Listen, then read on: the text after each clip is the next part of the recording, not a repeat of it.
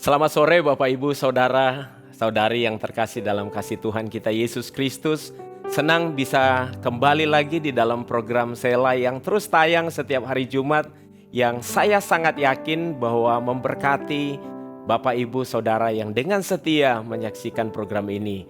Dan sebelum kita menyembah Tuhan pada saat ini dan nanti akan mendengarkan kebenaran firman Tuhan, mari kita memulai dengan kita berdoa. Mari kita berdoa. Tuhan, terima kasih Tuhan untuk kasih setia Tuhan yang Tuhan terus nyatakan bagi setiap kami. Kami percaya bahwa Engkau Allah yang tidak pernah meninggalkan kami, Engkau tidak pernah membiarkan kami. Dan saat ini kami mau menyerahkan acara kami, program ini ke dalam tangan Tuhan. Biar Engkau terus berbicara pada waktu kami menyembah Tuhan, pada waktu kami mendengar firman Tuhan. Biar sungguh-sungguh Kau menyatakan dirimu bagi setiap kami. Terima kasih, kami mau menyerahkan waktu ini, waktu kami bersekutu dengan Tuhan, ke dalam tangan Tuhan pada saat ini. Di dalam nama Tuhan Yesus kami berdoa. Amin.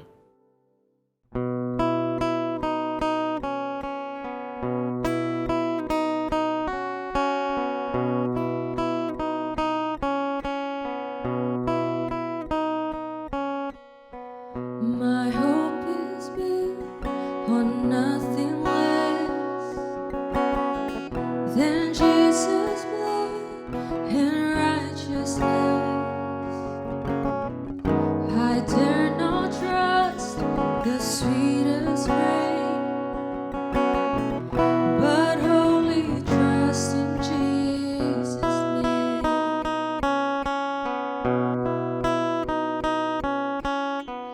My hope is built on nothing less than Jesus' blood and righteousness. I dare not trust the sweetest rain, but only trust in Jesus' name.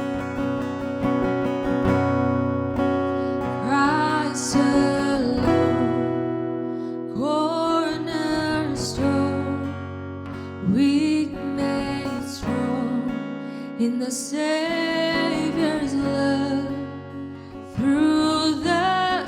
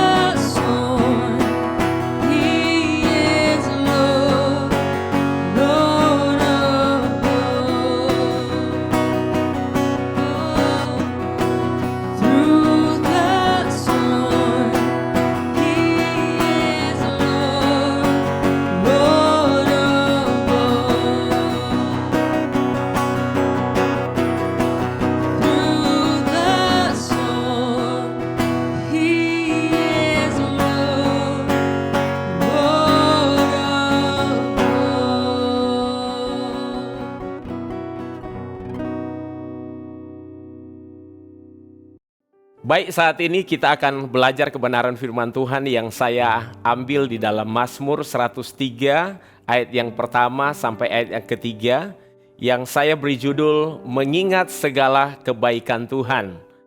Bapak Ibu, kita pasti mengalami apa yang disebut dengan masalah, ya, persoalan dalam hidup ini, tantangan-tantangan dalam hidup ini, yang seringkali pada waktu kita meresponi dengan salah, ya, kita menjadi patah semangat, kita menjadi kecut hati, tawar hati, bahkan kita bisa saja mempersalahkan keadaan orang lain, bahkan mempersalahkan Tuhan dengan setiap persoalan atau masalah yang kita hadapi.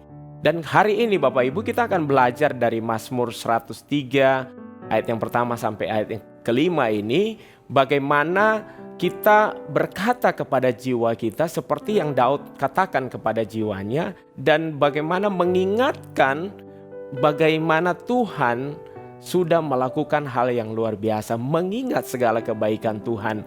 Karena seringkali yang terjadi dalam kehidupan kita, kita lupa akan setiap apa yang Tuhan sudah lakukan, bahkan yang sedang Tuhan lakukan dalam hidup kita.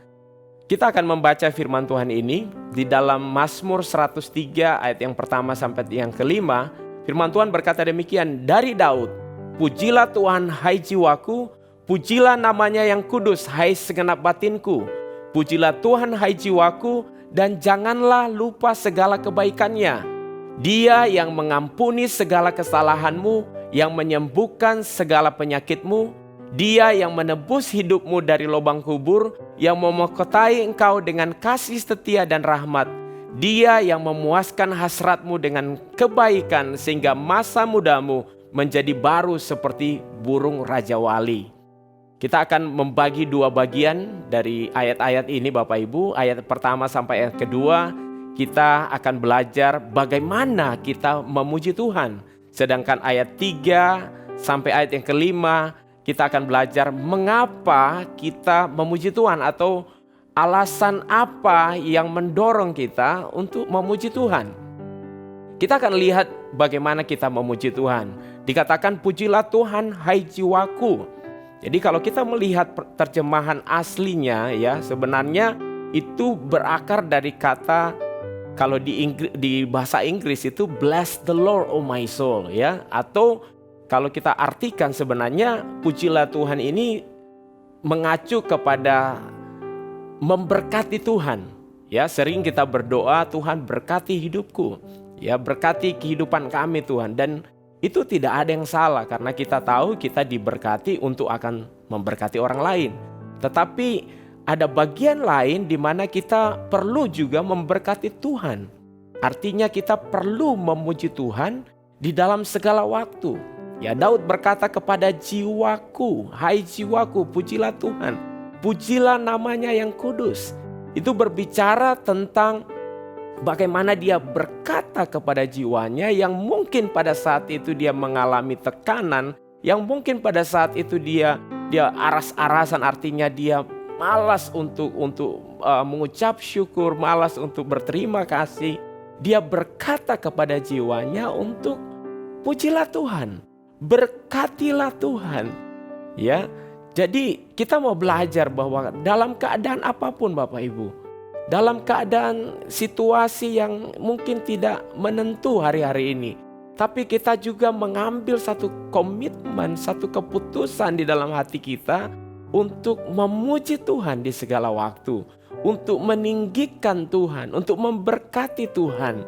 Ya, jadi ada satu upaya dari Daud untuk memuji Tuhan dengan segenap hati. Ya, karena namanya yang kudus. Apa maksudnya? Namanya yang kudus bicara tentang karakter Allah, bahwa Dia adalah Allah yang menebus kita, Dia adalah Allah yang menciptakan, bahkan Dia adalah Allah yang kekal. Dia Alfa dan Omega, yang awal dan yang akhir. Dia sudah menjadikan apa yang bahkan tidak ada menjadi ada. Pujilah Tuhan hai jiwaku, pujilah namanya yang kudus. Nama Tuhan adalah nama yang besar, nama yang luar biasa. Dan itu menjadi satu kekuatan pada waktu kita melakukannya. Ya, mungkin mulai dari dalam hati kita, Dan itu mulai keluar di dalam mulut kita. Sehingga tindakan kita pun mencerminkan apa yang dari hati kita yang selalu memberkati Tuhan. Dan dikatakan janganlah lupa segala kebaikannya. Ya, pengampunan Allah yang Allah lakukan dalam kehidupan kita. Ya, pada waktu kita datang dan minta ampun sama Tuhan, Tuhan lupa segala pelanggaran, segala hal yang mungkin kita lakukan yang menyakiti hatinya. Dia lupa. Tetapi dalam bagian ini kita tahu bahwa kita sebagai manusia, kita jangan lupa, amin. Kita jangan lupa kebaikan-kebaikannya. Ya, kalau kita masuk di dalam area di mana kita melupakan, sebenarnya kita mensejajarkan atau menunjukkan bahwa kita ini tidak tahu bersyukur. Kita tidak tahu berterima kasih dengan apa yang Tuhan sudah lakukan. Jadi bagian pertama ini kita tahu bagaimana kita memuji Tuhan. Jadi memuji Tuhan itu tidak bisa dipisahkan dari kebaikannya. Memuji Tuhan berarti kita memberkati Tuhan dan mengakui segala sesuatu yang sudah Tuhan lakukan dalam kehidupan kita, yang membuat hidup kita ini menjadi bermakna, menjadi indah, ya. Karena semua kehidupan kita itu berasal dari Tuhan. Kita memuji Tuhan, kita mengatakan kepada jiwa kita untuk memuji Tuhan. Bagian kedua, kita tahu bahwa mengapa kita memuji Tuhan, karena kebaikan-kebaikan Tuhan yang Tuhan sudah nyatakan bagi kehidupan kita. Yang pertama adalah Dia mengampuni segala kesalahan kita. Kita percaya dalam Kristus Yesus. Amin. Di dalam 2 Korintus 5 ayat 21 dikatakan, Dia yang tidak mengenal dosa telah dibuatnya menjadi dosa karena kita, supaya di dalam Dia kita dibenarkan oleh Allah. Kristus, di dalam Kristus, amin, kita sudah diampuni. Setiap kesalahan kita sudah diampuni karena apa yang Kristus lakukan. Bahkan bukan karena apa yang kita lakukan, bukan karena performance kita. Jadi pengampunan yang Tuhan berikan bagi kita itu luar biasa, Bapak Ibu. Bagaimana bisa kita yang berdosa, kita yang seharusnya binasa karena pelanggaran, karena dosa, tetapi karena apa yang Kristus lakukan, Dia mengampuni setiap kesalahan kita. Jadi kita perlu mengingat bagaimana Dia mengampuni kesalahan kita. Yang kedua, Dia menyembuhkan segala penyakit kita. Jadi beberapa penafsir mengatakan, menduga bahwa sebenarnya penyakit dimaksudkan karena akibat dosa, ya. Dan kita sudah lihat tadi bahwa Tuhan di dalam Kristus Yesus sudah menyelesaikannya, termasuk sakit penyakit kita. Firman Tuhan berkata bahwa oleh bilur-bilur Tuhan Yesus, oleh bilur-bilurnya kita disembuhkan. Jadi apapun sakit penyakit kita, firman Tuhan katakan Dia menyembuhkan. Bahkan bukan saja secara fisik, Bapak Ibu, tapi secara mental, secara bahkan penyakit-penyakit yang masa lalu, ya, itu bisa menjadi belenggu penyakit dalam kehidupan kita, dan Dia menyembuhkan. Amin. Yang ketiga, Dia menebus hidupmu dari lubang kubur. Jadi Dia menyiapkan sesuatu yang kekal dalam kehidupan kita. Kita tidak bisa lari dari kematian, Bapak Ibu. Ya, setiap kita, berapapun umur kita, akan tiba waktunya kita akan dipanggil oleh Tuhan. Kita akan mengalami namanya kematian. Tapi firman Tuhan berkata, setiap kita yang sudah percaya, di dalam Filipi 1 ayat 20-21 ya sampai 22, dikatakan bahwa kita yang sudah berada dalam Kristus, pada waktu kita mati nantinya, ya, pada waktu kita dipanggil Tuhan, justru itulah waktu kita mengalami keuntungan, ya, karena kita menuju kepada kebersamaan dengan Tuhan. Kita mengalami kebahagiaan yang kekal bersama dengan Tuhan. Jadi Dia yang menebus, jadi kita tidak perlu takut bahkan akan kematian. Yang keempat, Dia memahkotai engkau dengan kasih setia dan rahmat. Jadi kita percaya bahwa kalau bicara tentang mahkota, ya, sebenarnya ini adalah satu persiapan untuk pesta perkawinan rajani. Artinya apa, Bapak Ibu? Kita adalah pengantin-pengantin wanitanya Tuhan yang dipersiapkan, ya, dan dikatakan bahwa dengan kasih setia dan dengan rahmatnya Dia memahkotai kehidupan kita. Artinya Dia yang melayakkan kita, Dia yang membenarkan kita sehingga kita dilayakkan untuk menjadi pengantin wanitanya. Ya, jadi kita percaya bahwa kasih setianya tidak meninggalkan kita. Bahkan di waktu pagi, kasih setianya selalu baru bagi setiap kita. Dia memberikan rahmat. Rahmat berbicara sebenarnya tentang belas kasihan Tuhan atas orang-orang yang harusnya binasa, yang berdosa. Ya, Dia memberikan, memahkotai kehidupan kita dengan kasih setia dan dengan rahmat. Yang terakhir, yang kelima, Dia yang memuaskan hasratmu dengan kebaikan. Ya, manusia secara natural ya, kita memiliki satu keinginan, kita memiliki ketergantungan mungkin di dalam satu kebutuhan hidup ya. Ya, ada hasrat, ada desire, dan firman Tuhan berkata bahwa hanya Tuhan yang bisa memuaskan. Ya, apa yang dunia berikan, apa yang dunia tawarkan tidak bisa memuaskan hasrat manusia. Hanya Tuhan yang memberikan, memenuhi hasrat, ya, kepuasan manusia itu hanya dalam Tuhan. Dan Tuhan katakan bahwa dengan segala kebaikannya, dengan segala kasih setianya, Dia memuaskan hasrat kita. Bahkan firman Tuhan katakan bahwa Dia memberikan kekuatan yang baru ya pada masa muda, ya, seperti burung Raja Wali. Artinya apa? Ada kekuatan yang dibaharui dalam kehidupan kita sehingga kita bisa terbang tinggi mengatasi setiap masalah. Jadi pada saat ini Bapak Ibu, apapun keadaan kita, mari kita kembali kepada firman Tuhan bahwa Dia sudah menebus kehidupan kita. Dia sudah menyembuhkan kita, Dia sudah memuaskan hasrat kita, ya. Dia sudah bahkan memberkati kita dengan begitu melimpah dalam kehidupan kita. Bahkan terlebih lagi, Dia sudah menebus kehidupan kita dari lubang kubur yang harusnya kita binasa, tetapi kita memperoleh kehidupan yang kekal dalam Dia. Mari kita mengingat kebaikan Tuhan. Mari kita tidak melupakan, jangan kita melupakan kebaikan-kebaikan Tuhan. Masalah bisa ada dalam kehidupan kita, tetapi kita tidak fokus lagi kepada masalah. Kita tidak lagi melihat kepada persoalan-persoalan meskipun itu ada. Tetapi saya percaya pada waktu kita mengingat kebaikan Tuhan, kita akan terbang tinggi. Kita akan mengatasi setiap persoalan masalah yang kita alami. Amin Bapak Ibu. Jadi jangan pernah patah semangat, jangan pernah kecut hati, tawar hati. Tapi mari kita terus melihat kepada rencana rancangan Tuhan yang lebih lagi di depan kita.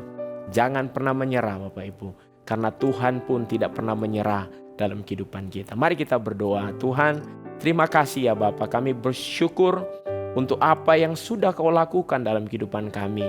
Kau begitu amat baik Tuhan. Kau sudah mengampuni kami. Kau sudah menyelamatkan kami. Kau sudah memberikan kasih setiamu bagi kami. Kau tidak pernah meninggalkan kami Tuhan. Dan kami percaya Tuhan, kalaupun kami mengalami persoalan dalam hidup ini, kami tidak menyerah. Karena Engkau sendiri yang memberikan kami kekuatan. Kami dijadikan seperti Raja Wali yang terbang tinggi, mengatasi setiap badai-badai persoalan dalam hidup ini. Kami akan terbang tinggi bersama dengan Tuhan. Terima kasih Tuhan, kami bersyukur hanya di dalam nama Tuhan Yesus yang memberikan kekuatan buat kami. Di dalam nama Yesus kami berdoa dan mengucap syukur. Amin. Tuhan Yesus memberkati setiap kita.